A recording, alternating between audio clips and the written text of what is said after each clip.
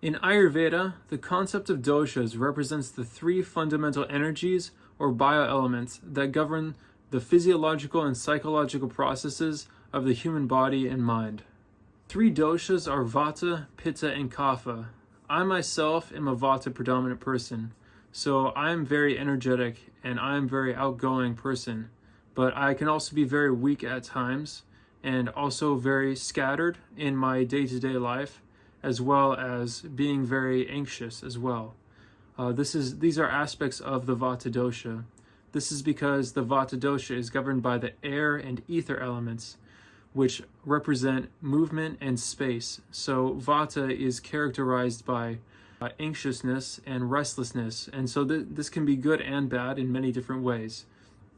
So for example, I myself like to imagine things a lot and be very creative and spontaneous a lot myself.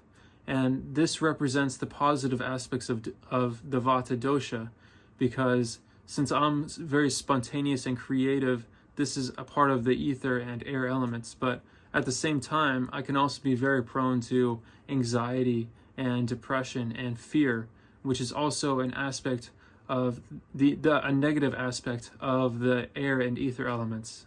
The next dosha is the Pitta dosha, and I myself also have a decent amount of Pitta in my body as well. You see, the human body has all three doshas. No person can be living without all three, but each person has a mix of more or less of each other dosha. And this essentially, the predominant dosha that a person has in their body is what they call that person. So a Vata person or a Pitta person or a Kapha person. And this essentially is how in Ayurveda we speak about different types of people and why they have certain diseases. Now, the Pitta dosha is governed by the fire and water elements. It's predominantly fire and also a small amount of water. And the negative aspects of the Pitta dosha are characterized by inflammation, bleeding disorders, redness in the body, essentially excessive heat in the body as well, irritability, skin conditions, and excessive acidity in the digestive system. This is essentially what characterizes the negative aspects of Pitta. But Pitta is also responsible for proper eyesight, sharp intellect, focused mind, and goal-oriented approach to life, as well as strong physical energy in the body, as well as lots of endurance and physical stamina as well. But the Pitta dosha is also responsible for proper skin, complexion, and proper digestion of food within the body.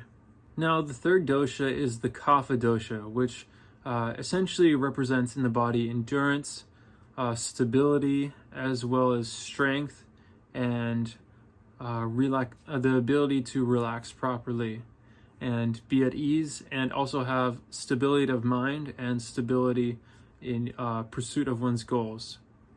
And so the negative aspects of Kapha represent obesity, sluggish digestion, excessive mucus, and different respiratory issues, as well as certain types of constipation, and also lethargy and inability to exercise properly, and even conditions like edema and certain types of fatigue that a person can experience.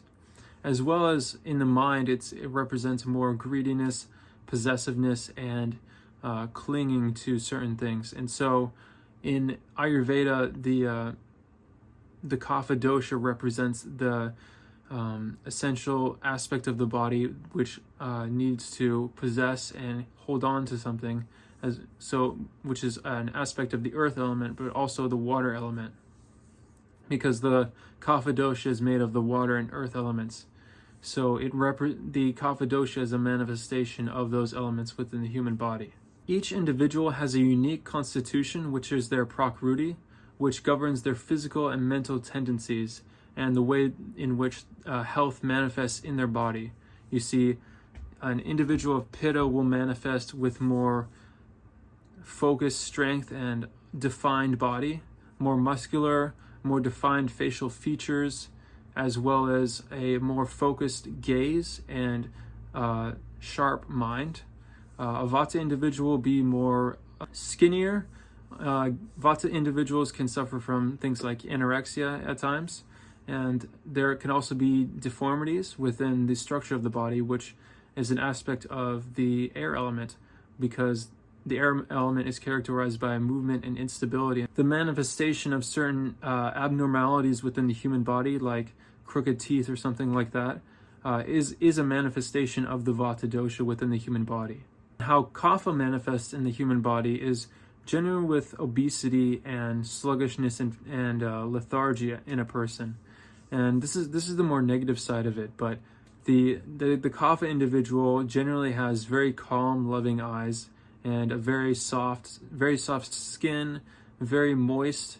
Also holds on to water and weight easily within their body, and is very calm and loving person.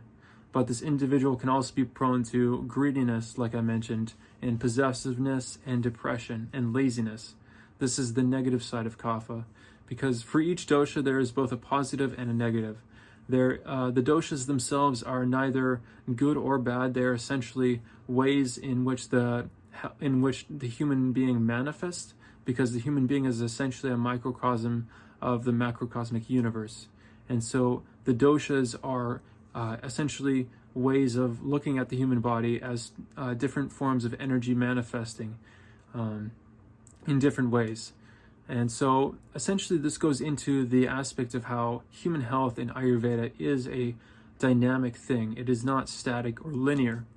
What this means is essentially that there is no perfect health for an individual, or a better way of putting it is each individual achieves health and wellness in their own unique way, because every human being is different, and this is what Ayurveda speaks to specifically.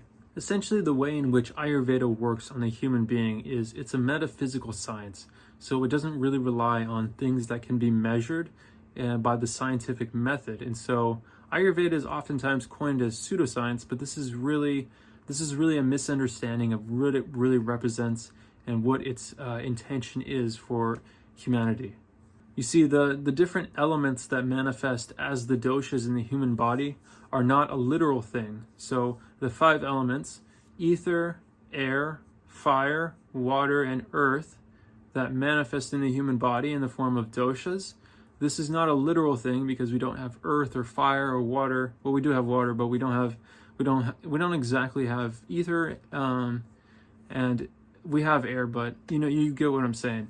The doshas are not a literal thing. They are a abstract conception that the ancient rishis who developed the science came up with to be able to describe the manifestations of different types of things happening within the human body on a quantum level.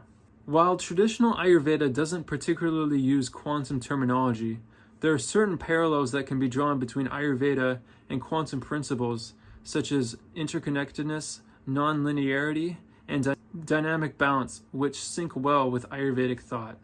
Essentially what that means is the doshas themselves are essentially quantum manifestations of the greater universe within the human body, like the Vata dosha manifesting as movement and openness, but that manifests in both positive and negative ways, such as dry skin, insomnia, restlessness, anxiety, constipation, but also as creativity, ingenuity, spontaneousness, joy, all these different positive things as well. And so, like I said, no dosha is either good or bad, but they are essentially manifestations of the greater universe within the human body. And this is essentially how Ayurveda works on human beings. Let me make this concept a lot more practical for you. Instead of imagining that the human body is measured in modern scientific terminology, like different separate parts and pieces, such as the bone structure or the nervous system or the muscles, you do not need to get rid of this understanding of the human body, that it is completely important, but just imagine that there are greater cosmic forces that influence the way in which the human body manifests.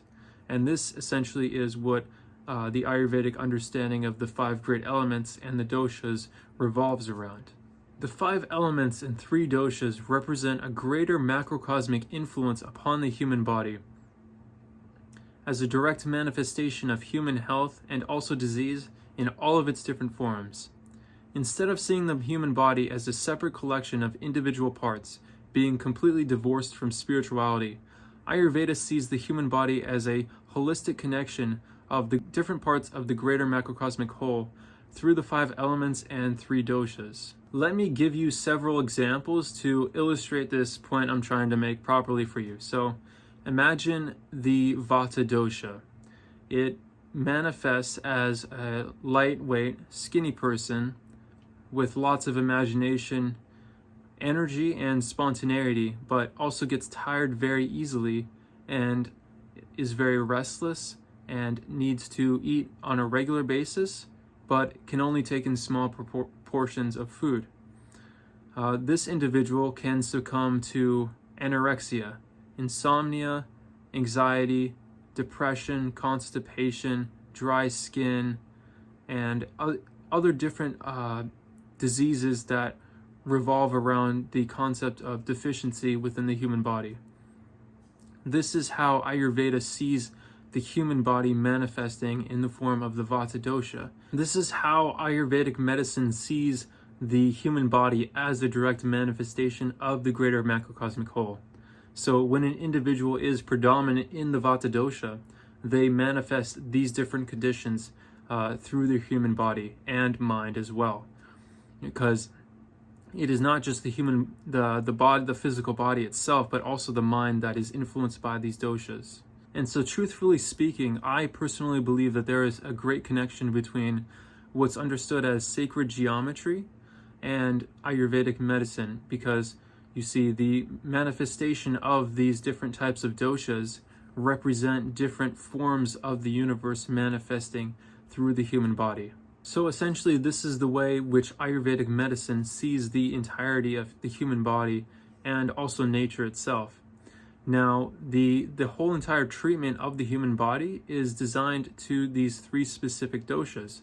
And so an individual will have, an Ayurvedic practitioner will be able to correctly assess which doshas are causing the specific disease within a human being. And it can also be multiple doshas at a single time.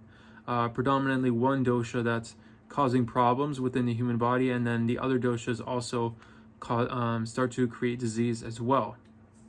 Now, all of the herbs within Ayurvedic herbology have been categorized according to the different doshas and which ones are good and bad for specific doshas to either increase or decrease them in the human body.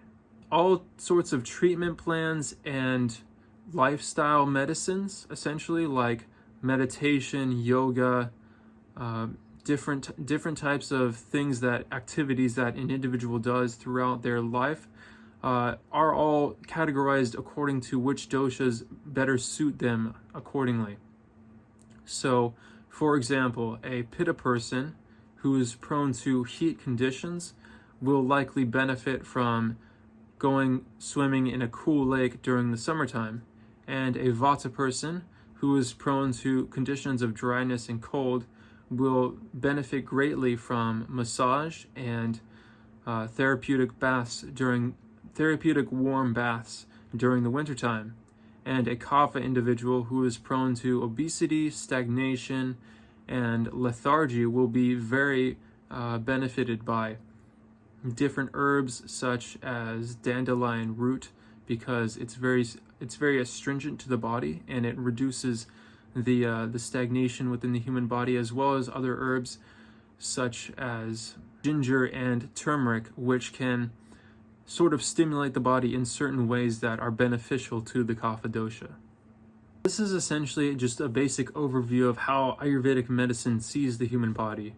In future videos, I will create an entire playlist that essentially goes into this topic in very great depth, so that you, the viewer, can get a really proper understanding of what I'm specifically talking about here, because these concepts are very abstract and unique, and most people don't understand them that well.